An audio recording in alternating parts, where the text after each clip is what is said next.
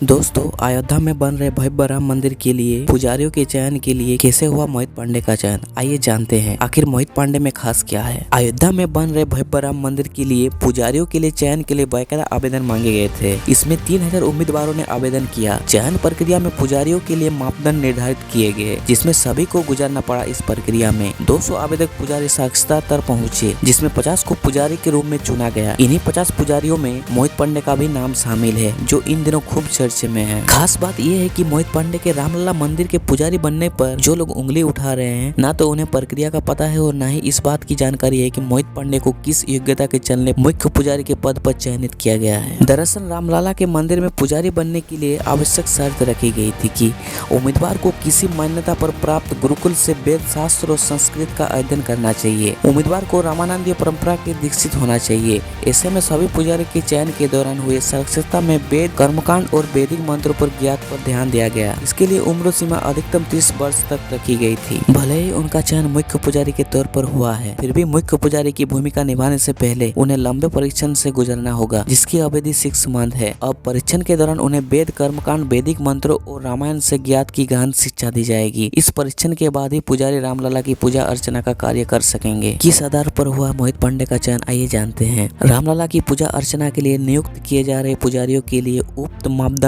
निर्धारित किए गए थे, जिसमें रामानंदीय परंपरा के विद्वान होना जरूरी था। साथ ही उन्हें वेद, शास्त्र और संस्कृत में विशेष ज्ञात रखना जरूरी था। ऐसे में जाहिर है कि सभी अभ्यर्थियों की परीक्षा हुई होगी। अब अगर इस परीक्षा में मोहित पांडे उत्तीर्ण हुए तो इसके जाति धर्म का कोई मामला कैसे आया? इसका चयन तो काबिलियत के आधार पर हुआ है ना। जानकारी के लिए बता दें कि मोहित पांडे ने गाजियाबाद के दुधेश्वर वेद विद्यापीठ में 7 साल तक अध्ययन किया है, जिन्होंने तिरुपति स्थित तिरुमला तिरुपति देवस्थान में संबंधित श्री वेंकटेश्वर वैदिक विश्वविद्यालय में शास्त्री की उपाधि हासिल की है। इसी साल 2023 में ही उन्होंने सामवेद का अध्ययन करते हुए मास्टर डिग्री हासिल की है। वो रामानंदीय परंपरा के विद्वान भी है और उन्हें वेद, शास्त्र और संस्कृत में विशेष ज्ञात भी प्राप्त है। अयोध्या आ रहे रामलला मंदिर क्यों है विशेष?